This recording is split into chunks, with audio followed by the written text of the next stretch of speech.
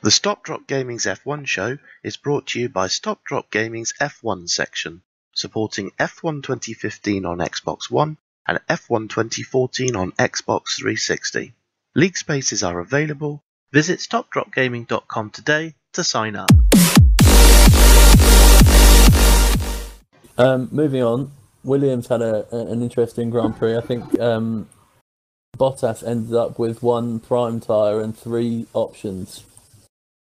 What happened, Steve? Well, I think if you watch the BBC commentary, they completely missed it. All right. If you watch the Sky commentary, they picked up on it straight away. Super Ted Kravitz. Well done, Ted. Well, I was watching the BBC, unfortunately, and I picked up on it. But if you have a look at the camera, for some reason, there's a rogue tyre that's coming at the back, and you've got this bloke standing at the front. He's obviously, it stands at the front of the car and passes 2 tyres down. He passes the first tyre down, it goes to the front wheel. He goes to pass the second one down, and there's already 2 tyres there. He's kind of standing there going, what? How it happened, I don't know. And to be honest with you, Williams had a bit of a rubbish weekend altogether. I mean, they're the only team that I can ascertain that actually went backwards.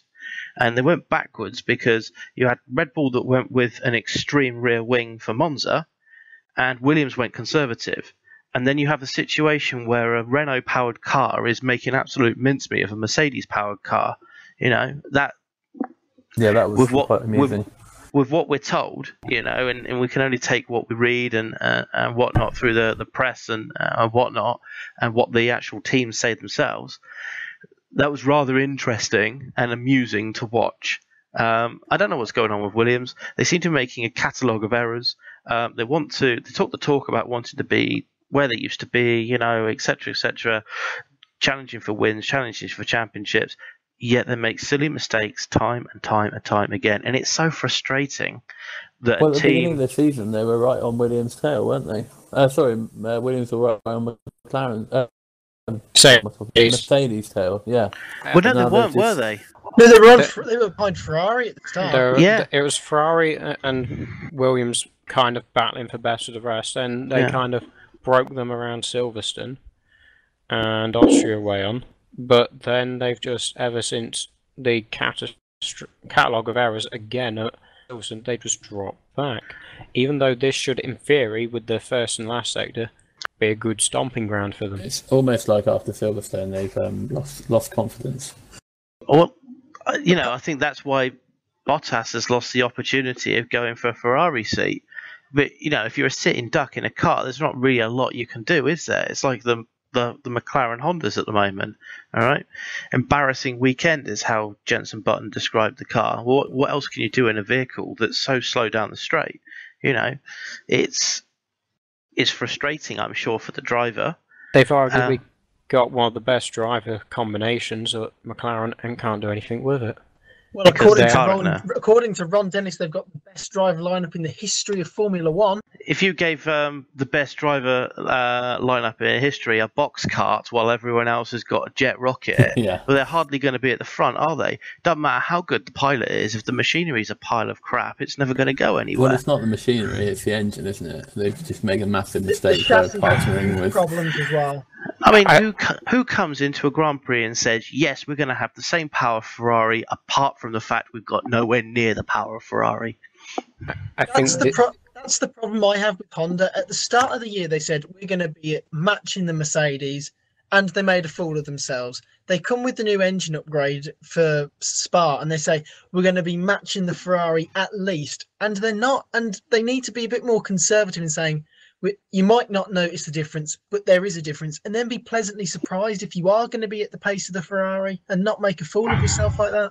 Well, what was the quote from Ron Dennis? We might not win the first race, but we might win the last. No, it was Jenson Button. Not a chance. Maybe the last race of 2016, 2017? Yeah, that's a good point. Jenson Button never stated the year, did he? No, he didn't actually. We might not win the first race, but we might win the last race. What's that? The last race when Honda finally concede defeat and say, no, we can't do it. There's going to have to be something there. Let's go back to Mercedes. Something's going to have to change there massively. Either Honda are going to have to admit the fact that they need to get outside help and that they can't do it all themselves if they want to compete, and keep a mark such as McLaren there on board, or they need to do what they did before, go and buy their own team, and then treat every race like a public test session. But who's going to drive for them? I know, Nico Hülkenberg. It amazes me that Honda won't bring in outside people from they won't try and buy people out of the Mercedes team, out of the Renault team, out of the Ferrari team, but they have to have their own people promoted from inside their own company and not people who've been working on these power units for the last couple of years. The thing is, Japan is a completely different culture compared to the European scene. They wouldn't do anything like that. It's a great philosophy to have to promote from within. Don't get me wrong. I really, really support that in all aspects of working life. If someone works hard and there's a position, yes, you should go for the internal one if they've got the skill sets.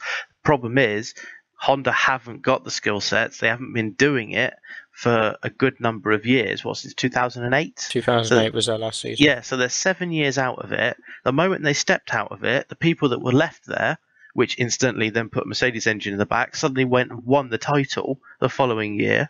It's a real kick in the teeth for them, to say the least. It's a little bit of a kick in the teeth, isn't it? All right, is history going to repeat itself?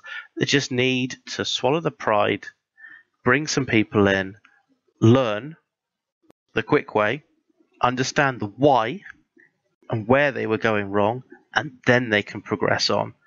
That's the only way they'll get anywhere. They need to stay out the spotlight and lay low and just chip away. Arai just needs to literally keep his mouth shut, or just say something along the lines of, yeah, we've used a few tokens, we're trying a few developmental bits. End of. No predictions of race winning, showmanship or anything like that. Fernando Alonso driving the car with one finger because it's that good. Keep all that kind of stuff away. Just get on, do the business on the track, and let the results do the talking. We have to ask the question at this point: will the Haas team be going straight past the McLarens next season?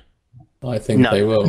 No. Okay, you got to take into account Ferrari power plant at this point in time. If Sauber are ahead of McLaren, and Haas have got more funding than Sauber. Yeah, but Haas are lacking experience. They're lacking experience. They have it from the American scene, but that is no in comparison. I mean, we have right turns as well as left. They're more of a serious team than Caterham, HRT and Mana Marussia were when they came in 2010. No disrespect to them, but they're a bit more serious in their approach. They're not looking for cost-cutting measures that were supposedly going to be brought in. I think they're more of a serious team this time around. The thing is, though, look back, and we're going to go back to history again. 1999, BAR bought out the Tyrrell team. Jacques Villeneuve, former world champion, goes there, bags and bags of tobacco money, and lo and behold, Minardi finished ahead of him in the championship. The Belgian Grand Prix saw some interesting moves by Verstappen. Did you enjoy them, Callum? Well, I think you got to give credit to Max Verstappen. He provided some incredible entertainment in the race. The move on Felipe Nasr through Blanchimont was just absolutely incredible to watch. Even though you would say that Nasr is in an inferior car and he was on the prime tyre, the slower tyre at the time compared to Verstappen on the options. But for Verstappen to try and make a move around the outside of Blanchimont, just about 24 hours at least, after Daniel de Jong had his accident with Pierre Gasly, where he broke his sixth vertebrae in his back. I think it was a bit of a ballsy manoeuvre. I think you'd have to call it. And even on the first lap, his move up the inside of Alonso was very commendable as well. Did you think it was just cockiness, Stewart? A little bit, but you got to think if he's got the run what he had on him, you got to at least attempt it.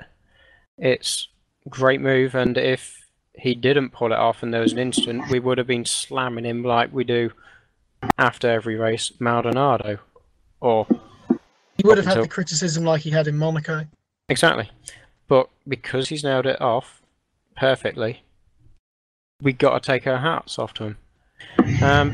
The thing with Verstappen is how far can he go with his talent and being Ferrari. That's the thing. Ricciardo, a driver, Red Bull want to keep hold of him. Bottas and Ricciardo are out of contract at the end of 2016, so that makes him a bit more available. You could say. Yeah, that's the issue. Where is everyone going to go? Because next season seems to be a big kind of year for the drivers' market. Verstappen's got a talent to go wherever he wants. So, same with Bottas, but it's case. Well, I think Bottas is only going to Ferrari, isn't he? And he's going to go to Ferrari when Kimi Räikkönen leaves. I'd put it out there and say we all said that about Hulkenberg the other year, and it didn't happen. So until it's announced that they put pen to paper, it's just speculation. No, but everyone said for years and years that Vettel was going to go to Ferrari. He did. I'll have to put it out there. I didn't, and then made a YouTube video about it. And made myself look like quite a fool there. Yeah, I saw that. I think only about 2 months before the announcement was made as well. Yeah, it was about 3 or 4 months before it happened. Yeah. Anyway, speaking of bad drivers and good drivers, Lotus had a good race this week. A good and a bad race this week. Maldonado crashed out again, did he? Did he crash again? Should we check the website? Check the website. Who needs to watch Formula One when you can go and check? What's the name of the website, please, Ollie? There's another one. There's two. Oh, great. Has Maldonado crashed today? And I'll get you the name of the other one up as well. Yeah. They are.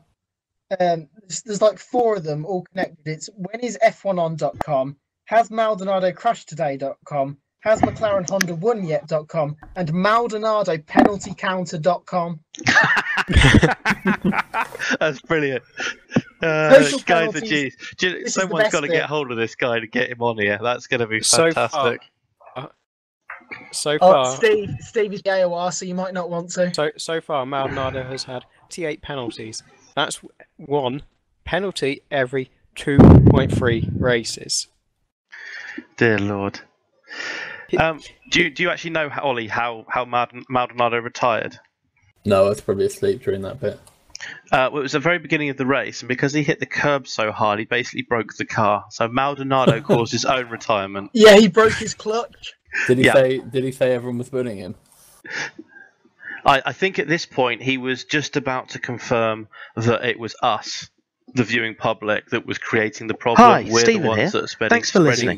Because of the F1 break, we had so much to talk about. This is part 2. If you're watching on YouTube, check the comments for the link. Shall we shift to It's the next video along. Had a really good race. I think everyone. Well, what year was it? 2012 he came back in. Everyone's slagging him off. Crash after crash after crash. Then he has that good season. I'd say in 2012, apart from the odd incident, well, I'll say the odd incident, a lot of incidents, he actually showed some good speed with a few podiums here and there as well. Yeah, he's shown good promise in the past, and now he had that.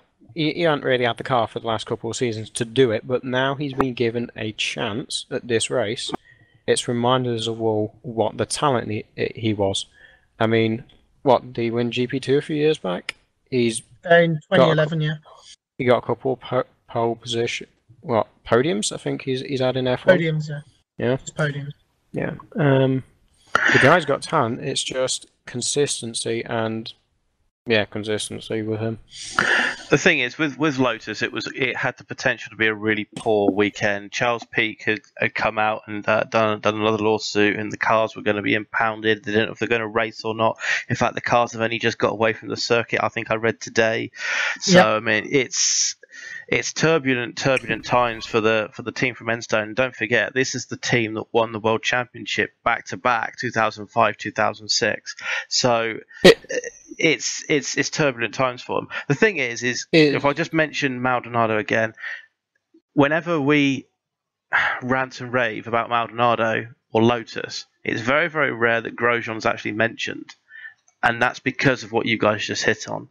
A couple of years ago, he actually got through that phase of creating accidents and whatnot, and everyone's prone to something, unless you're Maldonado, in which case it's like a tick box. But, Grosjean actually had a good race, proved he could do it. I think he was even linked everyone to Ferrari at that point in time, because it was just after another horrific season for Massa. Well, he went to see a sports psychologist after the Belgian crash, and then he puts it down to that and the birth of his first son. I think it is his first child. Ridiculously hot wife. It's good to be talking about the team on a positive note for a change, rather than having Maldonado there simply for his crashes. If Renault buy Lotus team, which is looking like that's only a matter of time, Maldonado will lose his seat. There's no doubt about it. There's so many wastes in that team. So many good drivers. Well, their man Sauber, actually. They waste so many people that are waiting and fighting for an opportunity just for the sake of a bit of cash to keep themselves racing. Well, we remember how Paul di Resta pretty much lost his seat just because of money, effectively. No, I disagree there. No, I didn't think Paul di Resta was strong enough for that team. He was arguably matching his teammate constantly.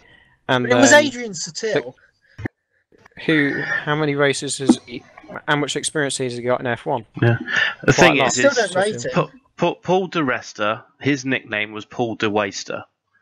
Because exactly that. He went backwards. All they did was go, right, how long can we make the tyres go and do those lap times? And it wasn't racing. It was going to a stopwatch. It was racing to the scene at the time. You wouldn't keep Paul di Resta over a possible pairing of Hülkenberg and Perez. I'm sorry, you just wouldn't. I think Perez, at the time, he'd had that horrific season at McLaren, and the cash was very appealing. Yeah, but the thing is, though, with Perez, you know that there's a feisty little Mexican there with a bit of bite about themselves. No matter how poor a season he had with McLaren, do you remember the two McLarens battling at Bahrain, I think it was? Yeah. And Button saying, "Oh my God, he's getting so close! He's getting so close!" You know, putting the jitters up because Perez wasn't afraid to have a go. And we've just literally applauded Max Verstappen for doing exactly the same thing and getting away with it. Well, do you know what? Perez got away with it as well. I think whether it be team tactics or whatnot, but Paul di Resta didn't really cut it as far as I was concerned in Formula One. And I'd agree with that. Follow him because he's British, you know, and wish him well and all that kind of stuff because it's a patriotic thing to do. But he didn't make me want to watch Formula One. And Perez, for me, he was a bit overrated. Well, he was a sports car driver, wasn't he? And he came from German touring cars and won that. ETM. So, I mean... But if I remember rightly, back in the junior formulas, he was beating and competing with the likes of Vettel and Hamilton and beating them.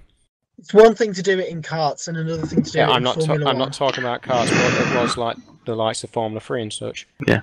Completely different animals, but says something about the quality of driver.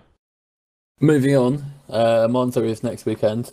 I'm unfortunately going to miss the race, but Steve, what are your predictions for the race? Williams to go backwards, Hamilton to win. I think Hamilton, barring any mechanical failures, will win. I think Williams will be around third and fourth. I think they'll learn from the mistakes of Spa and they'll be up there for the podium. If not, maybe matching the Mercedes, but I doubt that. Stewart? I want to scream at you for saying that, Callum, just for the fact that the way they've been just slowly falling back, I think at this point they're going to be lucky if they get top 6 and be around that kind of area for most of the race. Yes, I'm predicting a Mercedes 1-2, but after that I think it's a case of one of the Red Bull teams or Vettel, and I think the fact that it's going to be in front of the Tifosi will just edge it for the Ferrari. I want to change my vote. I want to say Raikkonen. There's not that many corners. So, you know, that kind of lends itself to his lazy-ass attitude. So if he just puts his foot down and drives around, you know, I think Raikkonen will win. Sod it, I'm going to go for that. Raikkonen win for pure laziness. Is that the point where he turns his PlayStation off? Then on that basis, every single American driver should have... Then on that basis, every Monza race should be run by Americans. I'm going for Vettel actually in front of the Tifosi for the win. I really don't want to see the finger up on the podium. I love the finger. You gotta love the finger. No, you can't make a comment like that, Callum. You can't turn around and say you love the finger. Oh dear. Vettel finger, does that make it any better? No, it doesn't. Done it and it's been recorded. Worse. Thanks for listening. If you're interested in joining us for the next F1 show, we're recording on a Wednesday night, normally around 9 o'clock. Please also check out www.stopdropgaming.com. We run regular leagues on F1 2014, F1 2015, Project Cars, Assetto Corsa, and other games on a variety of platforms. Please check out our forums for more info on how to sign up. Good night, everybody. Good night, Steve. Good night, and so says Sebastian's finger. Good night. See ya. See ya.